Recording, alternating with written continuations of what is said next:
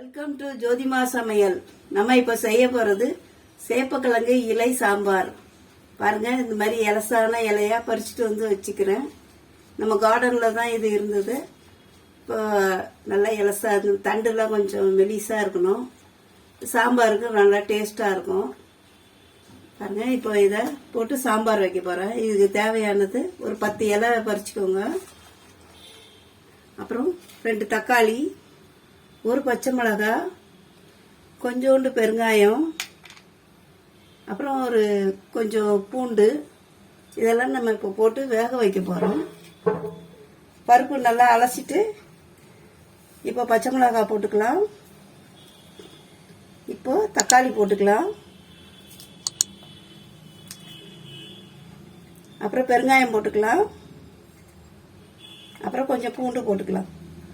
அப்போ தான் வாய்வு தொல்லைலாம் இருக்காது. சாப்பிடும்போது நம்ம பருப்பு சாம்பார் ஏதாவது வைக்கும் போது கொஞ்சம் பெருங்காயம் சேர்த்துக்கணும். அப்போ தான் நமக்கு வயிற்றுக்கு நல்லாயிருக்கும். இப்போ அந்த இலையை கட் பண்ணி போட்டுடலாம். இது வெங்காயம் தாளிக்கிறதுக்கு.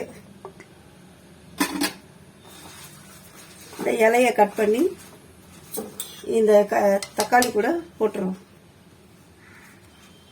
நல்லா பொடியாக கட் பண்ணுங்க. கீரை கட் பண்ணுற மாதிரி கட் பண்ணிக்கோங்க.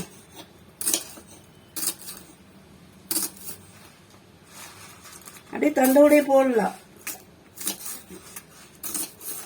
நல்லாயிருக்கும்.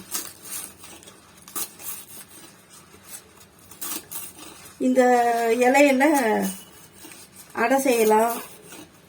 அப்புறம் கொழுக்கட்டை மாவு நடுவில் வச்சு வேக வச்சு சாப்பிடலாம். கொழுக்கட்டை செய்யும் போது அந்த இலையை சாப்பிடக்கூடாது. ஆனால் அடை செய்யும் போது அந்த இலையோடு சேர்த்து அந்த பருப்பு அரிசி எல்லாம் அந்த மாவோட கலந்து சாப்பிடலாம், நல்லாயிருக்கும். அது நான் உங்களுக்கு வேற ஒரு வீடியோவில் அந்த அடை செஞ்சு காமிக்கிறேன். அப்புறம் பொரியல் பண்ணும்போது இந்த இலையும் சேர்த்து கட் பண்ணி ஒரு நாள் வெண்டைக்காய் பொரியல் பண்ணேன், நல்லா இருந்தது. அது மாதிரியும் செய்யலாம். நிறைய சமையலுக்கு யூஸ் பண்ணலாம் அந்த இலைய. வெண்டைக்காய் சாப்பிட்டா எப்படி விழுவிழுன்னு கொஞ்சம் இருக்கும், அதே மாதிரி தான் இருக்கும் இதுவும், இந்த இலையும்.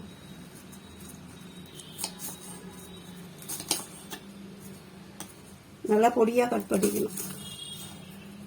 ஃபஸ்ட்டு இந்த வாக்கில் கட் பண்ணிவிட்டு அப்புறம் சைடை அப்படி எடுத்து இப்படி கட் பண்ணணும்.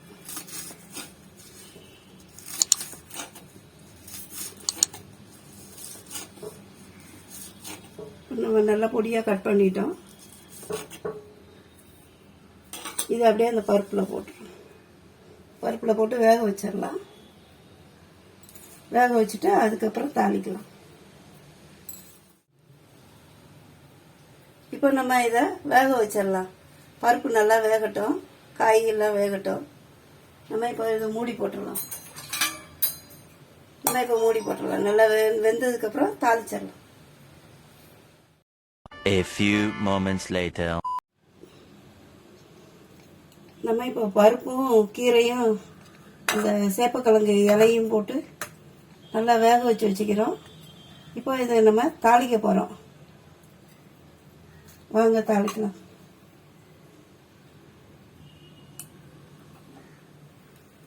ஒரு பாத்திரத்தில் ஒரு ஸ்பூன், நல்லா பெரிய ஸ்பூனாக ஒரு ஸ்பூனு நெய் போட்டுக்கோங்க. பருப்பு சாம்பார் இதுக்கெல்லாம் நெய் போட்டு தாளிச்சா ரொம்ப அருமையாக இருக்கும். கடுகு உளுந்தம் பருப்பு போட்டுக்கோங்க.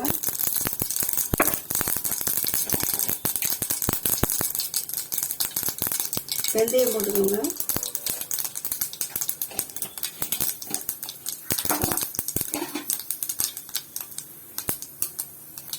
வெங்காயம், கருவேப்பிலை போட்டுக்கோங்க.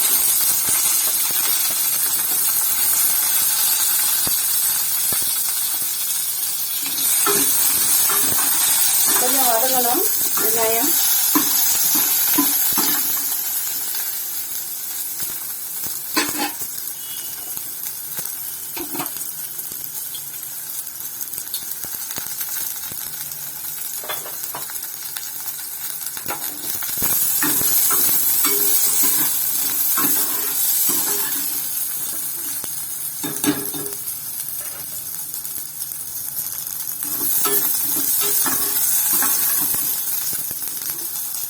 கொஞ்சம் வெங்காயம் வதங்கிடுச்சு. நம்ம இந்த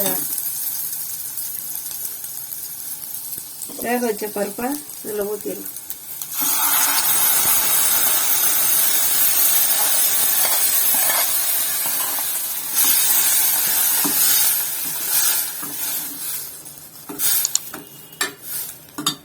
இப்போ இதுக்கு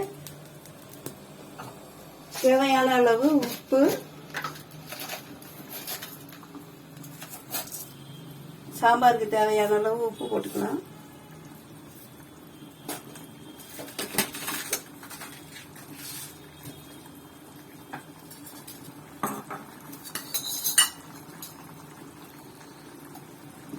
மிளகாத்தூள்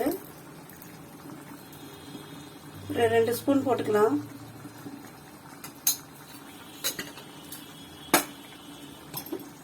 கொஞ்சம் மஞ்சத்தூள்,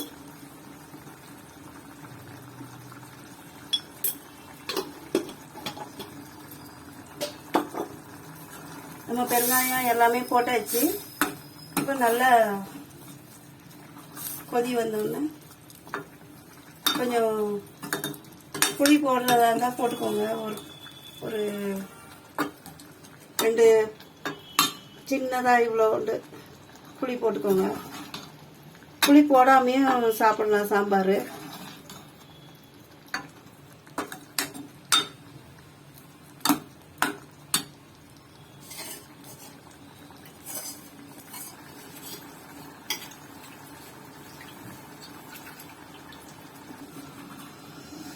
இப்படி கொஞ்சம் கடைஞ்ச மாதிரி பண்ணிக்கோங்க. கொஞ்சம் திக்காக இருக்கும் சாம்பார். அதை கொதி வரும்போது இப்படி கொஞ்சம் கடைஞ்சி விட்டுக்கோங்க. இப்போ கொஞ்சம் தண்ணி ஊற்றி நல்லா கொதி வந்தோன்னே இறக்கிடலாம். இதுக்கு கொத்தமல்லி கூட போட தேவையில்லை. இந்த இலையை போட்டதுனால இந்த இலையோட வாசனை நல்லா இருக்கும் சாப்பிட்றதுக்கு. உங்களுக்கு தேவைன்னா போட்டுக்கோங்க.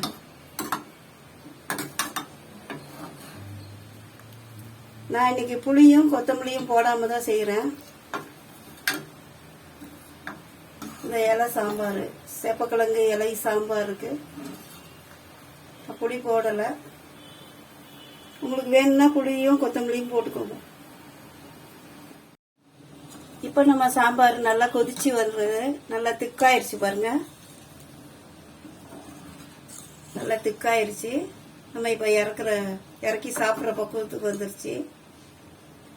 இதே மாதிரி நீங்கள் காய்கறி சாம்பாரும் செய்யலாம். இந்த இலைக்கு பதில் காய்கறியை போட்டு வேக வச்சு இதே மாதிரி தாளித்து விட்ருங்க.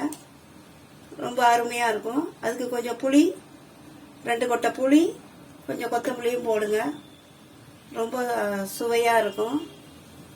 இப்போ இந்த சேப்பக்கிழங்குக்கு இலை போட்டதுனால நான் இன்னைக்கு கொத்தமல்லியும் புளியும் போடாமல் இருக்கேன். இது ஒரு சுவையாக இருக்கும். நல்லா சாப்பிட்றதுக்கு நல்லா இருக்கும். உங்களுக்கும் பிடிக்கும்னு நினைக்கிறேன் இந்த சாம்பார். பிடிச்சிருந்தா லைக் பண்ணுங்க, ஷேர் பண்ணுங்க, கமெண்ட் பண்ணுங்க, சப்ஸ்கிரைப் பண்ணுங்க. தேங்க்யூ ஃபார் வாட்சிங்.